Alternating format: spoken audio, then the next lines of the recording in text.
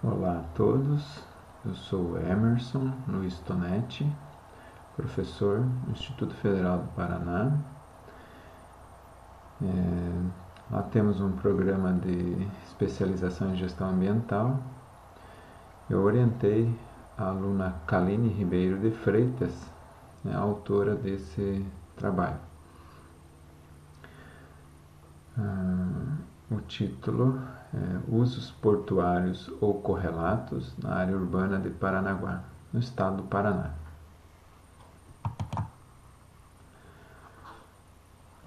O município de Paranaguá está localizado na região do litoral do Paraná. Possui uma população de em torno de 140 mil habitantes e é considerado um município predominantemente urbano. Cerca de 94% da população vive na área urbana. Paranaguá é um município polo no litoral. Todos os outros municípios dependem de bens e serviços desse município. E isso, em parte, se deve ao Porto de Paranaguá. Trouxe grande crescimento populacional para a região litorânea e tornou-se o primeiro da América Latina em movimentação de grãos e o segundo em volume exportado. Com todos esses benefícios inseridos, ocorre uma série de problemas decorrentes da interação entre os usos residencial e o uso portuário.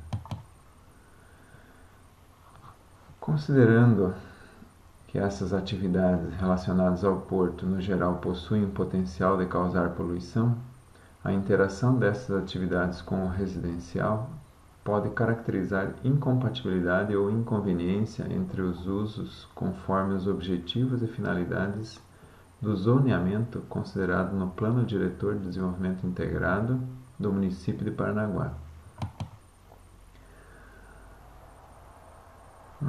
O objetivo do trabalho foi identificar e cartografar os usos portuários ou correlatos a partir da distribuição dos usos com maior potencial de causar poluição já apresentados na literatura e evidenciar se essa distribuição configura incompatibilidade ou inconveniência nos referidos usos em relação à zona de interesse portuário e à zona de requalificação urbana no município de Paranaguá.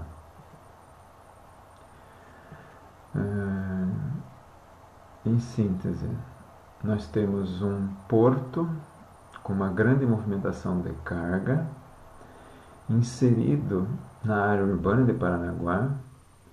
A proximidade entre os usos portuários ou correlatos ao porto com os usos residenciais é muito próxima. A intenção é verificar se, a partir do zoneamento, existe incompatibilidade entre os usos, considerando cada uma dessas zonas.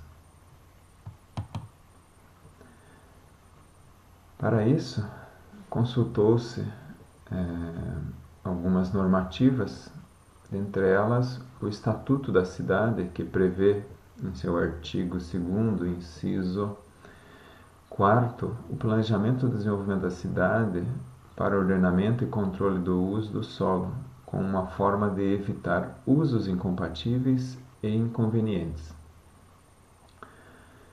Essa mesma fonte comenta que é necessário, para garantir o crescimento e o desenvolvimento das cidades, necessário para que tenham processos que contribuam para o equilíbrio social e ambiental. E, nesse sentido, o zoneamento urbano e suas diretrizes são essenciais.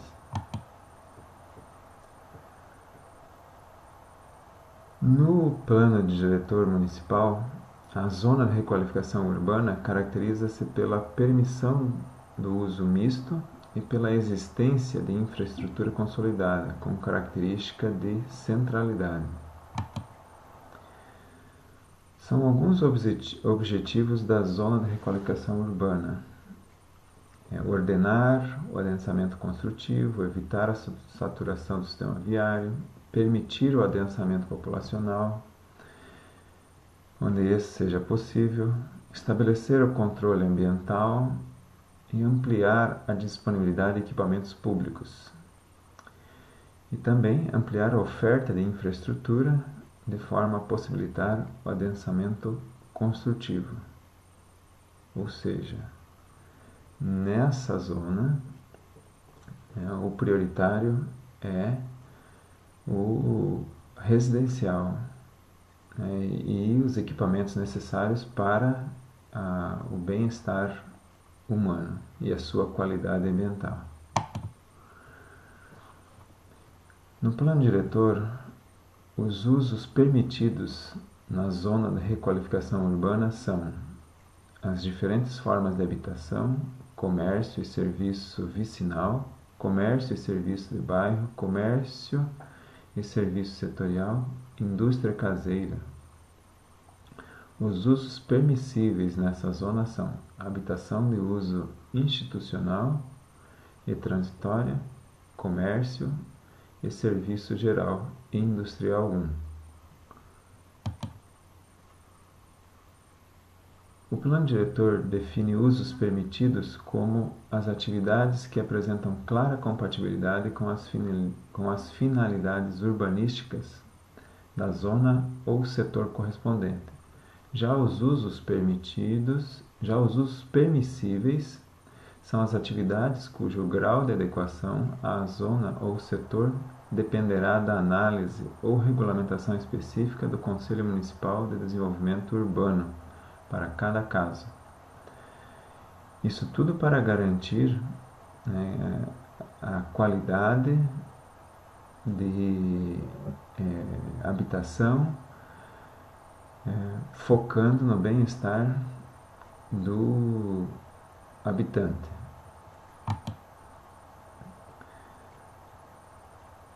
Já na zona de interesse portuário, são objetivos os seguintes: dar condições de desenvolvimento e incrementar as atividades portuárias, concentrar atividades incômodas ao uso residencial e concentrar atividades de risco ambiental de forma controlada.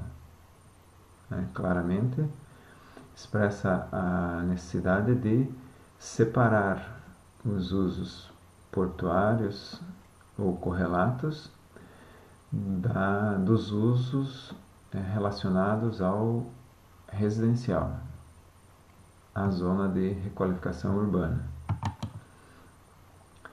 Na zona de interesse portuário, temos caracteristicamente como uso prioritário e preponderante atividades portuárias e correlatas, com potencial de impacto ambiental e urbano significativos.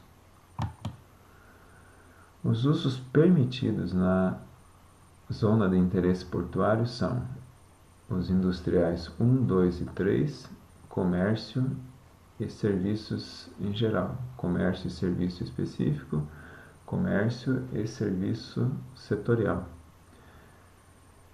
São usos permissíveis na zona de interesse portuário, industrial caseiro 1, comércio e serviço vicinal e serviço de bairro. Percebe-se que o uso residencial não é citado entre os permitidos e permissíveis. O plano diretor define usos permitidos como atividades que apresentam clara compatibilidade com as finalidades urbanísticas da zona ou setor correspondente. Lembrando novamente, os usos permissíveis são as atividades cujo grau de adequação à zona ou setor dependerá da análise ou regulamentação específica do Conselho Municipal de Desenvolvimento Urbano para cada caso. Então, reforçando essa ideia dos usos permitidos e permissíveis. Com base nisso e nas considerações do Estatuto da Cidade,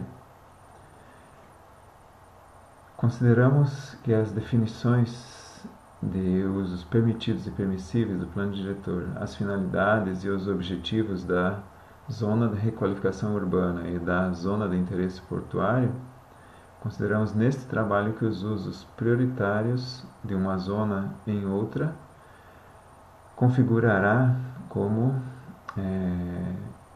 uso incompatível ou inconveniente na referida zona. Com base nesses marcos conceituais,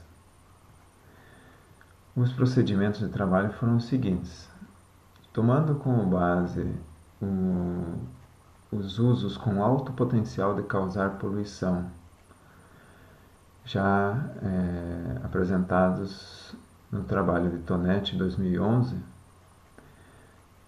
em trabalho de campo, esses usos foram recategorizados em relação a usos portuários ou correlatos. A partir dessa reclassificação, essas informações foram passadas para o software AutoCAD para a elaboração da carta temática da distribuição dos usos portuários ou correlatos em relação às zonas de interesse portuário e à zona de requalificação urbana. Ao lado, à direita da projeção, vemos a imagem da distribuição dos usos com alto potencial de causar poluição, com a cor vermelha. Essa é a carta base para a elaboração da carta de distribuição dos usos portuários ou correlatos, dentre esses usos com alto potencial de causar poluição.